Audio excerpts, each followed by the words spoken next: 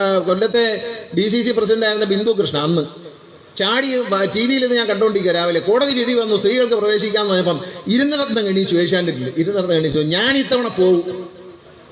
കുറച്ച് ദിവസം കഴിഞ്ഞപ്പം ആരും പോകരുത്, ഏത് പ്ലേറ്റ് മാറ്റി. ആദ്യം ഞാൻ പോകും എന്ന് പറഞ്ഞ സ്ത്രീ ബിന്ദു കൃഷ്ണയാണ്. കാരണം ഞാനത് കണ്ടുകൊണ്ടിരിക്കുകയാണ്, ഏഷ്യാനെറ്റിലാണ് കണ്ടത്. ഓൺ ചെയ്ത് രാവിലെ നോക്കിയപ്പോൾ ഇത് വിധി വന്നു, സ്ത്രീകൾക്ക് പ്രവേശിക്കാമെന്ന് പറഞ്ഞോടി ഇവർ ചാടി എഴുന്നേടത്തങ്ങ് എണീറ്റു. ചാനലാണെന്നൊന്നും നോക്കിയില്ല, എഴുന്നേറ്റ് പറഞ്ഞു ഞാൻ പോകും ഇത്തവണ എന്തായാലും എന്ന് പറഞ്ഞു. കുറച്ച് ദിവസം കഴിഞ്ഞ് അവരെല്ലാം വോട്ട് കിട്ടാനുള്ള മാർഗ്ഗം അതല്ല എന്ന് കണ്ടപ്പോൾ പെട്ടെന്ന് പ്ലേറ്റ് മാറ്റി പറഞ്ഞ് ഇനി ആരും പോകണ്ടെന്നായി. ഇതൊക്കെ നമ്മുടെ നാട്ടിലെ ജനങ്ങളെ പറ്റിക്കുന്നത് ശരിയാണോ എന്ന് UDF ആലോചിക്കണം.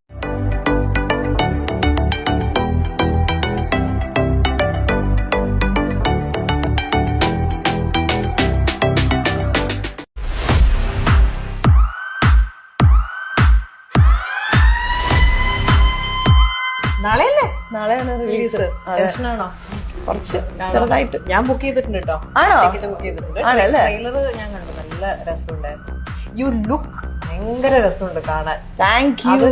ഞാൻ അന്ന് മെസ്സേജ് അയച്ചല്ലേ, പ്രൊമോഷൻസിലും ഇന്റർവ്യൂസിലും എല്ലാം കാണുമ്പോ ഭയങ്കര രസം. ഞാൻ എന്തായാലും കാണുന്നുണ്ട്, തീർച്ചയായിട്ടും എന്തായാലും കാണാം. അപ്പൊ എല്ലാവരും തിയേറ്ററിൽ തന്നെ അനോമി പോയി കാണണം. ഭാവനയ്ക്കും, ടു മൈ ഡിയറസ്റ്റ് ഭാവനയ്ക്കും, ദി എൻറ്റയർ ടീം ഓഫ് അനോമിക്കും all the best. Lovely.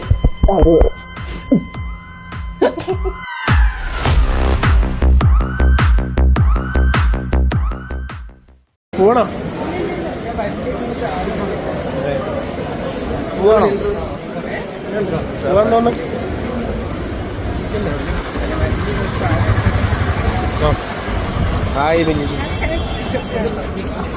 Rahul Mamkootathil ഞങ്ങളുടെ പാർട്ടിയിലില്ല. പാർട്ടിയിൽ ഉള്ള ആളിനെ അല്ലല്ലോ അദ്ദേഹം. ഞങ്ങളുടെ പാർട്ടിയിൽ നിന്ന് പുറത്താക്കിയിരിക്കുന്ന ആളാണ്.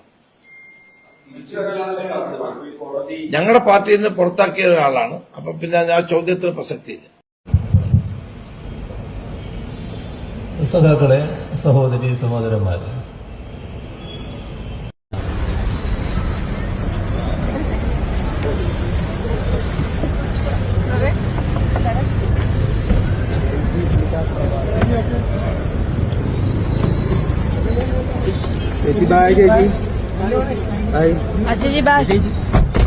ഗവൺമെന്റ് ചെയ്ത കൊള്ളകൾ, ശബരിമലയിലെ ഉൾപ്പെടെയുള്ള കൊള്ളകൾ, പ്രതികൾ ഇപ്പോൾ കൂളായി സ്റ്റാറ്റ്യൂട്ടറി ജാമ്യം നേടി പുറത്തിറക്കുന്ന അവസ്ഥ ഉൾപ്പെടെയുള്ള സാഹചര്യങ്ങൾ തീർച്ചയായും ഈ തെരഞ്ഞെടുപ്പിൽ ചർച്ച ചെയ്യപ്പെടും.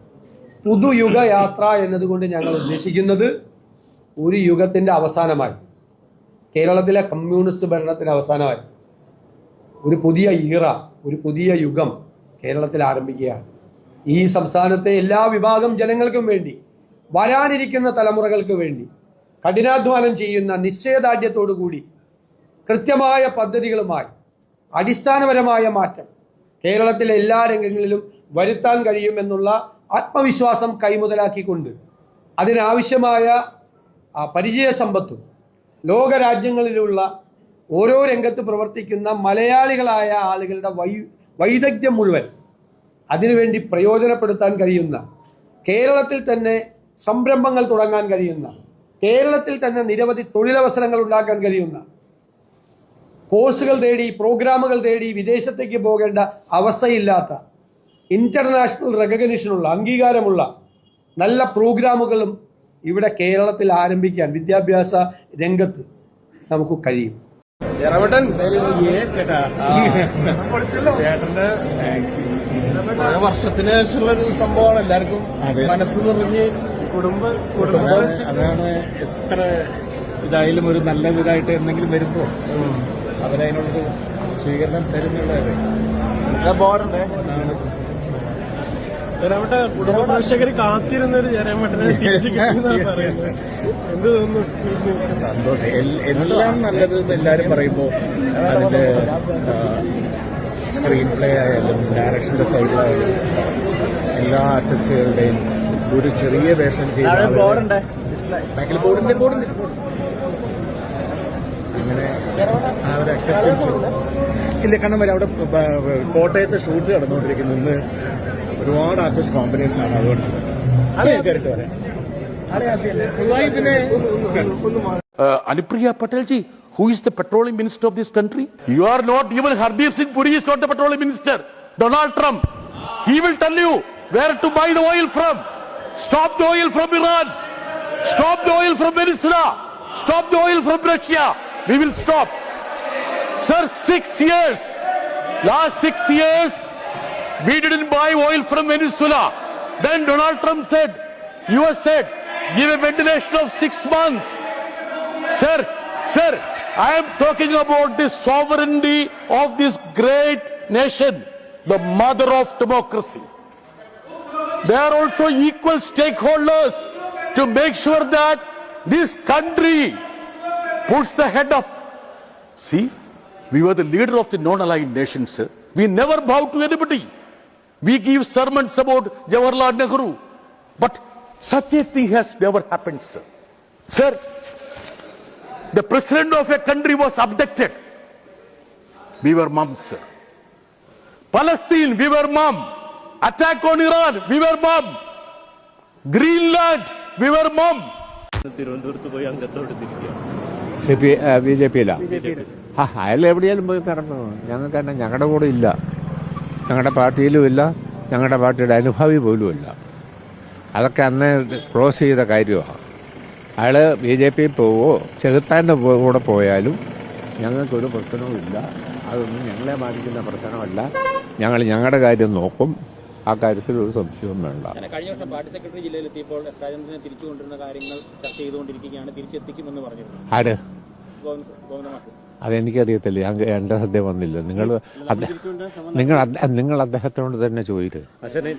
ഞങ്ങളൊന്നും ശ്രമിച്ചിട്ടില്ല. ചുമ്മാ മണ ഗുണം എന്നോട് പറയണ്ട. സമയത്ത് ഇത്തരം ഒരു മാറ്റം അതൊന്നും ഇവിടെ വലിയ വിഷയമല്ല. അയാൾ കാലങ്ങളായി ഞങ്ങളുടെ കൂടെ ഇല്ല, ഞങ്ങളുടെ പാർട്ടിയിലില്ല.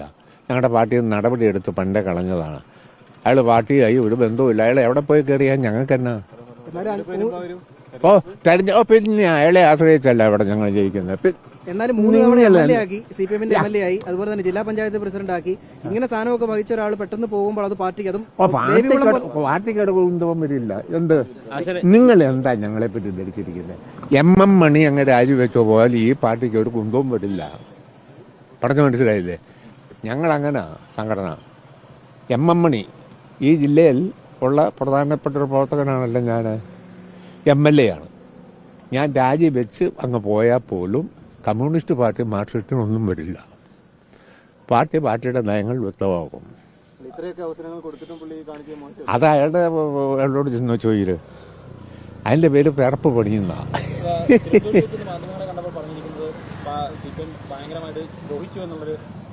പിന്നെ ഭയങ്കര ദ്രോഹിച്ചല്ലോ. പിന്നെ ജില്ലാ പഞ്ചായത്ത് പ്രസിഡന്റാക്കി, MLA ആക്കി. എത്ര പ്രാവശ്യം MLA ആക്കിയ?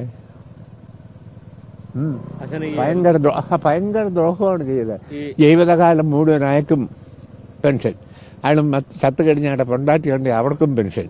ഇതെല്ലാം നമ്മൾ സംഘടിപ്പിച്ച് കൊടുത്തിട്ടുണ്ട്. അതുകൊണ്ട് വാങ്ങിച്ച് നന്നായി തിന്നട്ടെ. അയാൾ എവിടെ പോയി കയറിയാലും അതൊന്നും ഞങ്ങളെ ബാധിക്കുന്ന പ്രശ്നമല്ല.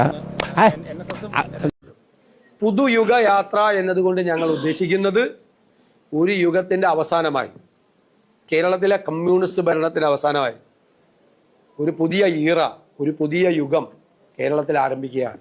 ഈ സംസ്ഥാനത്തെ എല്ലാ വിഭാഗം ജനങ്ങൾക്കും വേണ്ടി, വരാനിരിക്കുന്ന തലമുറകൾക്ക് വേണ്ടി കഠിനാധ്വാനം ചെയ്യുന്ന നിശ്ചയദാർഢ്യത്തോടു കൂടി കൃത്യമായ പദ്ധതികളുമായി അടിസ്ഥാനപരമായ മാറ്റം കേരളത്തിലെ എല്ലാ രംഗങ്ങളിലും വരുത്താൻ കഴിയുമെന്നുള്ള ആത്മവിശ്വാസം കൈമുതലാക്കിക്കൊണ്ട് അതിനാവശ്യമായ പരിചയ സമ്പത്തും ലോകരാജ്യങ്ങളിലുള്ള ഓരോ രംഗത്ത് പ്രവർത്തിക്കുന്ന മലയാളികളായ ആളുകളുടെ വൈദഗ്ധ്യം മുഴുവൻ അതിനുവേണ്ടി പ്രയോജനപ്പെടുത്താൻ കഴിയുന്ന, കേരളത്തിൽ തന്നെ സംരംഭങ്ങൾ തുടങ്ങാൻ കഴിയുന്ന, കേരളത്തിൽ തന്നെ നിരവധി തൊഴിലവസരങ്ങൾ ഉണ്ടാക്കാൻ കഴിയുന്ന, കോഴ്സുകൾ തേടി, പ്രോഗ്രാമുകൾ തേടി വിദേശത്തേക്ക് പോകേണ്ട അവസ്ഥയില്ലാത്ത, ഇന്റർനാഷണൽ റെക്കഗ്നിഷനുള്ള, അംഗീകാരമുള്ള നല്ല പ്രോഗ്രാമുകളും ഇവിടെ കേരളത്തിൽ ആരംഭിക്കാൻ വിദ്യാഭ്യാസ രംഗത്ത് നമുക്ക് കഴിയും. കൃത്യമായ ഗൈഡൻസ് വ്യവസായ സംരംഭങ്ങൾ തുടങ്ങുന്നവർക്ക്, ഇടത്തരം ചെറുകിട വ്യവസായ സംരംഭങ്ങൾക്കെല്ലാം തുടങ്ങുന്ന തരത്തിലുള്ള പ്രോജക്റ്റുകൾ, അതിനുള്ള ഗൈഡൻസ്, അതിനുള്ള സപ്പോർട്ട്, ഫിനാൻഷ്യൽ സപ്പോർട്ട്, സാമ്പത്തിക സഹായം ഉൾപ്പെടെയുള്ള ബഹുമുഖമായ പദ്ധതികളായിരിക്കും ഈ ദിവസങ്ങളിൽ പ്രഖ്യാപിക്കപ്പെടാൻ പോകുന്നത്. ഞാൻ കോമൺ ആയിട്ടാണ്, ജനറൽ ആയിട്ടാണ് ഇവിടെ പറയുന്നത്. ഓരോ ജില്ലകളിലും ചെല്ലുമ്പോൾ വളരെ പ്രധാനപ്പെട്ട പദ്ധതികൾ, അതേ അവസരത്തിൽ ഓരോ ജില്ലകളിലെയും പ്രധാനപ്പെട്ട പ്രശ്നങ്ങൾ, ജനങ്ങളുടെ പ്രശ്നങ്ങൾ, ജനകീയ പ്രശ്നങ്ങൾ, അവരുമായി ഞങ്ങൾ ആശയവിനിമയം നടത്തുന്നുണ്ട്. ഞങ്ങൾ പൗരപ്രമുഖരെ അല്ല ക്ഷണിക്കുന്നത്. ഞങ്ങൾ സങ്കടങ്ങൾ കൊണ്ട്, പ്രയാസങ്ങൾ കൊണ്ട് ജീവിതത്തിന്റെ രണ്ടറ്റവും കൂട്ടിമുട്ടിക്കാൻ ബുദ്ധിമുട്ടുന്ന ഏറ്റവും സാധാരണക്കാരായ മനുഷ്യരെ റെപ്രസെന്റ് ചെയ്ത് അവരെ പ്രതിനിധീകരിച്ചു വരുന്ന ആളുകളുമായിട്ടാണ് UDF സംഘം കൂടിക്കാഴ്ച നടത്തുന്നത്. എല്ലാ ജില്ലകളിലും അത് ക്ഷണിച്ചിട്ടുണ്ട്. ഞങ്ങൾ അവരോട് വരാൻ പറഞ്ഞിട്ടുണ്ട്. പലരും ഇങ്ങോട്ട് താല്പര്യം പ്രകടിപ്പിച്ചിട്ടുണ്ട്. അവരുടെ സങ്കടങ്ങൾ കേട്ട് അതിന് പരിഹാരമുണ്ടാക്കാൻ വേണ്ടിയിട്ടുള്ള കഠിനമായ പരിശ്രമം കൂടി ഞങ്ങളുടെ ഭാഗത്ത് നിന്ന് ഉണ്ടാകും. ഈ പുതുയുഗയാത്ര കേരള രാഷ്ട്രീയത്തിലും കേരളത്തിലെ ഭരണരംഗത്തും സമഗ്രമായ മാറ്റങ്ങൾ വരുത്തുന്ന ഒരു പുതിയ യുഗപ്പിറവിക്ക് തുടക്കം കുറിക്കും എന്നാണ് ഞങ്ങളുടെ പ്രത്യാശ. പ്രിവിലേജ് ആൻഡ് എത്തിക്സ് കമ്മിറ്റിക്ക് ഞങ്ങൾ മൂവ് ചെയ്യും. ഇത് സ്വാഭാവികമായി ഇത് ആദ്യമായിട്ടാണ് ഇത്തരം ഒരു ഗുരുതരമായ ആരോപണം.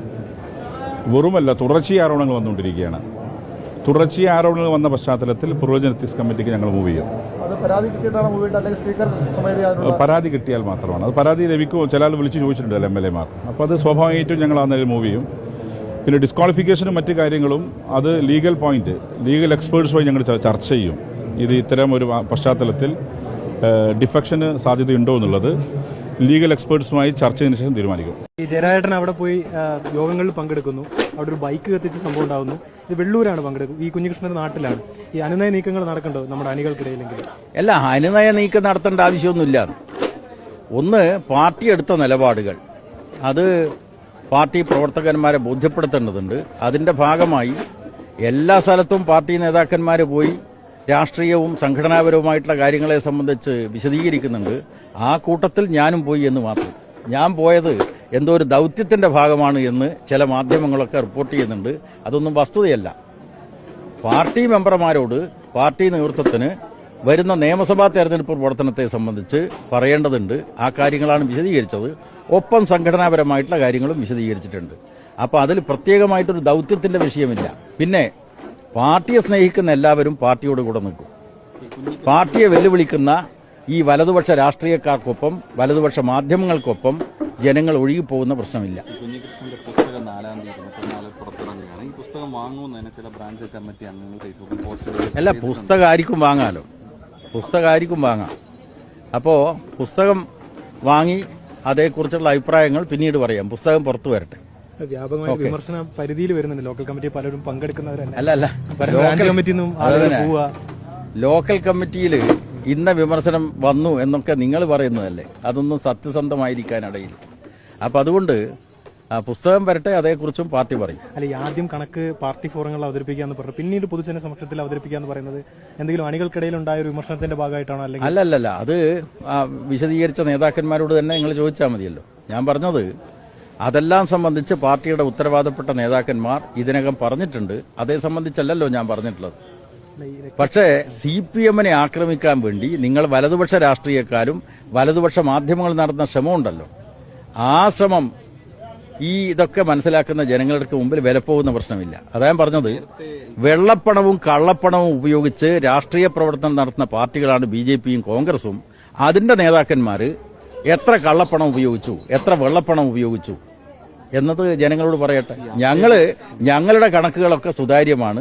അത് ഞങ്ങൾ ജനങ്ങളോട് പറയും. ആക്ഷേപം ഉയർന്ന സാഹചര്യത്തിൽ തന്നെ ഈ കണക്കുകൾ പുറത്തുവിട്ടിരുന്നെങ്കിൽ ആക്ഷേപം വന്നു എന്നൊക്കെ നിങ്ങൾ പറയുന്നതല്ലേ. രക്തസാക്ഷി കണ്ടുകൂടിയാണല്ലോ, മുൻ ഏരിയ സെക്രട്ടറിയാണ്, ജില്ലാ കമ്മിറ്റി അംഗമാണ്. ഇങ്ങനെ വലിയ അതേ സംബന്ധിച്ചെല്ലാം പാർട്ടിയുടെ ഉത്തരവാദപ്പെട്ട നേതാക്കന്മാർ പറഞ്ഞതിനപ്പുറം എനിക്ക് എന്താണ് എല്ലാരും കെട്ടിപ്പിടിച്ച് എന്താണ് പറയാ, സ്നേഹം.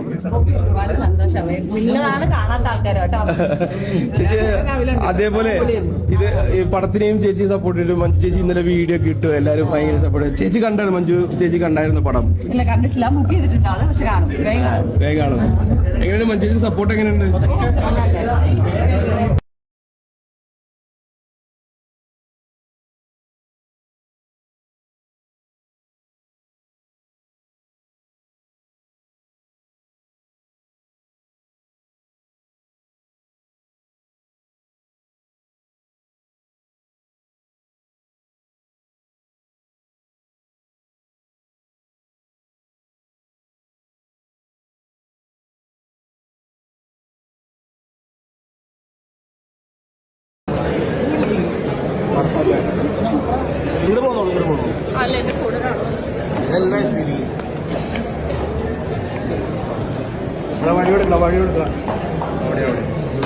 ഞാൻ ഇന്നലെ ഉപ്ലയിൽ നടന്ന മീറ്റിങ്ങിന് ശേഷം തിരുവനന്തപുരത്തേക്ക് വന്നതാണ്. ഞങ്ങളുടെ പ്രിയപ്പെട്ട നേതാവായിരുന്ന ശ്രീ എം മുരളിയുടെ നിര്യാണവുമായി ബന്ധപ്പെട്ടുകൊണ്ടാണ് ഞാൻ ഇന്നലെ തന്നെ ട്രെയിനിൽ കയറി ഇവിടെ എത്തിയത്. അപ്പോൾ ഇവിടെ എത്തിയപ്പോഴാണ് ഇവിടെ SITയുടെ നേതൃത്വത്തിൽ ചില കാര്യങ്ങൾ അറിയാനുണ്ട് എന്ന് എന്നോട് ആവശ്യപ്പെട്ടതനുസരിച്ച് ഞാൻ രാവിലെ തന്നെ ഇവിടെ വന്നു, അവരുമായി സംസാരിച്ചു. ചോദിച്ച കാര്യങ്ങൾക്കെല്ലാം തന്നെ കൃത്യമായി ഞാൻ മറുപടി പറഞ്ഞിട്ടുണ്ട്. ആ മറുപടി പറഞ്ഞതനുസരിച്ച് അവർ കാര്യങ്ങൾ ഇനിയും മുമ്പോട്ട് നീങ്ങും. അതിനപ്പുറത്തേക്ക് ഇതുമായി ബന്ധപ്പെട്ടുകൊണ്ട് ഒരു കാര്യവും പറയാനില്ല. എന്തെങ്കിലും അവ്യക്തത ഉണ്ടോ? താങ്കളുടെ മറുപടി നൽകിയതിൽ അവർക്ക് എന്തെങ്കിലും അവ്യക്തത ഉണ്ടോ? അത് ഞാനല്ല തീരുമാനിക്കേണ്ടത്, അത് തീരുമാനിക്കേണ്ടത് ഉദ്യോഗസ്ഥന്മാരാണ്. അവർക്ക് അവ്യക്തത ഉണ്ടോ എന്ന് ഞാൻ പറയുന്നത് ശരിയല്ല. പക്ഷേ അവർ ചോദിച്ച എല്ലാ ചോദ്യങ്ങൾക്കും ഞാൻ കൃത്യമായി മറുപടി കൊടുത്തു.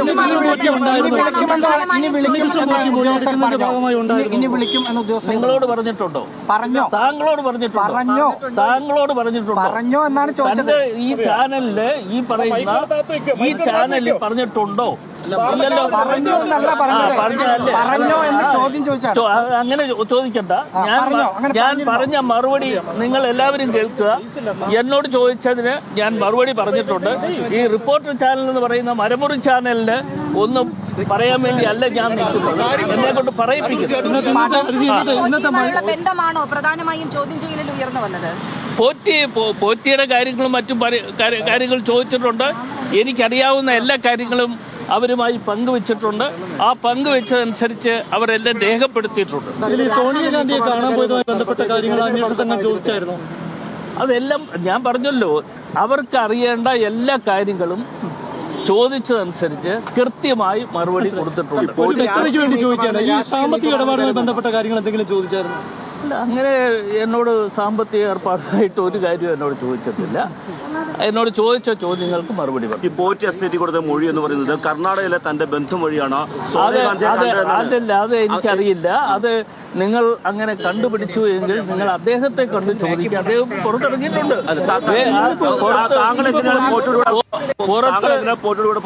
അങ്ങനെ അദ്ദേഹത്തെ കണ്ട് കാര്യങ്ങൾ ചോദിച്ചാൽ അദ്ദേഹം അതിന് മറുപടി പറയും.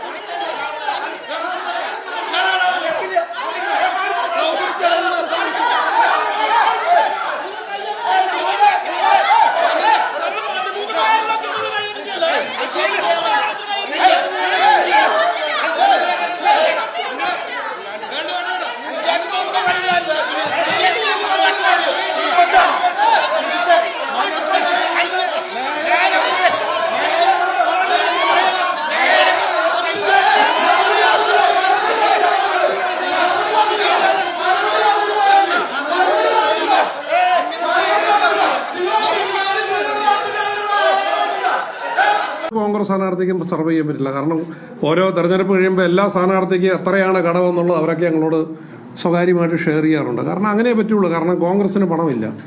അപ്പം അല്ല, എന്നെ സഹായിച്ചിരുന്നു. തെരഞ്ഞെടുപ്പ് കഴിഞ്ഞ് 2 മാസം കഴിഞ്ഞപ്പോൾ പണം വേണമെന്ന് പറഞ്ഞു. ആ പണം ഞാൻ തിരിച്ചു കൊടുത്തു. പിന്നെ അത് അദ്ദേഹം പറഞ്ഞിട്ടുണ്ട്. അപ്പം അത് മാത്രമല്ല, അദ്ദേഹം എന്നെ മാത്രമല്ല തെരഞ്ഞെടുപ്പിൽ സഹായിച്ചത്. എന്നെ തെരഞ്ഞെടുപ്പല്ല, എൻ്റെ തെരഞ്ഞെടുപ്പ് സഹായിക്കുന്നത് CPM കൊടുത്ത സഹായത്തെക്കുറിച്ച് എന്നോട് പറഞ്ഞിട്ടുണ്ട്. അദ്ദേഹം നിന്ന പാർട്ടിയെ സഹായിച്ചതിനെ കുറിച്ച് പറഞ്ഞിട്ടുണ്ട്. അല്ലാതെ കോൺഗ്രസിനെ മാത്രമൊന്നുമല്ല, അദ്ദേഹം അതിനേക്കാളൊക്കെ വളരെ കൂടുതലായി CPM അന്ന് സഹായിച്ചിട്ടുണ്ട്. അത് എനിക്ക് പറയാനുള്ള ഞാൻ പറഞ്ഞു. നിങ്ങൾ പറയുന്നു ഇപ്പോൾ എനിക്ക് ആൻസർ പറയേണ്ട കാര്യമില്ല. ഇല്ലല്ല, എനിക്ക് പറയാനുള്ള ഇത്രയും കാര്യങ്ങളാണ്. അത് ഞാൻ പറഞ്ഞു. അത് അല്ല, എനിക്ക് അറിയാവുന്ന കാര്യങ്ങൾ ഞാൻ പറഞ്ഞു. അല്ല, അത് എനിക്ക് അങ്ങനെ ഒരു കാര്യത്തെക്കുറിച്ച് അറിയത്തില്ല. എനിക്കങ്ങനെ ഒരു കാര്യത്തെക്കുറിച്ച് അറിയത്തില്ല. എന്തോ അല്ല, പൈസ തന്നല്ലോ, അതല്ല പറഞ്ഞ തിരിച്ചു കൊടുത്തു എന്ന് അയാൾ പറഞ്ഞു. അതെ, തിരിച്ചു കൊടുത്തു. അല്ല, അത് എനിക്ക് ഇത്രയും കാര്യങ്ങൾ അദ്ദേഹം ഉന്നയിച്ച ആരോപണത്തിനുള്ള മറുപടി ഞാൻ പറഞ്ഞു. അത് അദ്ദേഹത്തിന് തിരിച്ചു കൊടുത്തു. എന്താ നിങ്ങളെ മാധ്യമങ്ങൾ കണ്ടെത്തിയത്? അതൊന്ന് പറഞ്ഞു എന്നെടുക്കാം. രാഷ്ട്രീയ പ്രേരിതം ഉണ്ടാവുമല്ലോ, സ്വാഭാവികല്ലേ. അതിപ്പോ കേരളത്തിലെ രാഷ്ട്രീയത്തിൽ ഇതില്ലെങ്കിൽ പിന്നെ കേരളത്തിൽ രാഷ്ട്രീയമുണ്ടോ? ഇതല്ലേ രാഷ്ട്രീയം. എന്നെ ചവിട്ടുക, എന്നെ കൊല്ലുക, അത് കൊല്ലാൻ ശ്രമിക്കുക, അതാണ് പോളിറ്റിക്സ്. എന്നെ ഇല്ലാതാക്കുക, അതാണ് പോളിറ്റിക്സ്. ഓരോരാളെയും രാഷ്ട്രീയത്തിൽ ഇല്ലായ്മ ചെയ്യുക, അതാണ് രാഷ്ട്രീയം. UDFന്റെ കൺവീനർ സ്ഥാനം രാജിവെക്കുന്നതിന് വേണ്ടി അടൂർ പ്രകാശത്തിനോട് ആവശ്യപ്പെടുമോ എന്നുള്ളതാണ് എന്റെ ചോദ്യം. അത് ആവശ്യപ്പെടുക എന്നുള്ളതാണ് മാന്യമായ രാഷ്ട്രീയ പ്രവർത്തനമെന്ന് പറയുന്നത്. അദ്ദേഹം വീണ്ടും ഈ കോന്നിയിൽ മത്സരിക്കുന്നൊക്കെയാണ് പറയുന്നത്. കോന്നി പത്തനംതിട്ടയുള്ള ഒരു മണ്ഡലമാണ്. അവിടെ മത്സരിച്ചാൽ അതിന് അയ്യപ്പൻ കൈകാര്യം ചെയ്ത് കൊടുക്കുള്ളൂ, കുഴപ്പമില്ല. VD സതീശൻ ജമാഅത്തെ ഇസ്ലാമിയായിട്ട് ചേർന്ന് മത്സരിക്കും എന്നുള്ള വീണ്ടും ആഹ്വാനം. അത് നമ്മുടെ കേരള സംസ്ഥാനത്തെ വർഗീയ കക്ഷികളുമായിട്ട് എല്ലാ നിലയിലുമുള്ള കൂട്ടുകെട്ടാണല്ലോ ബഹുമാനപ്പെട്ട പ്രതിപക്ഷ നേതാവ് VD സതീശൻ നടത്തിക്കൊണ്ടിരിക്കുന്നത്. അത് പുതിയൊരു കാര്യമല്ല, നിരന്തരമായി അദ്ദേഹം പറഞ്ഞുകൊണ്ടിരിക്കുന്ന കാര്യമാണ്.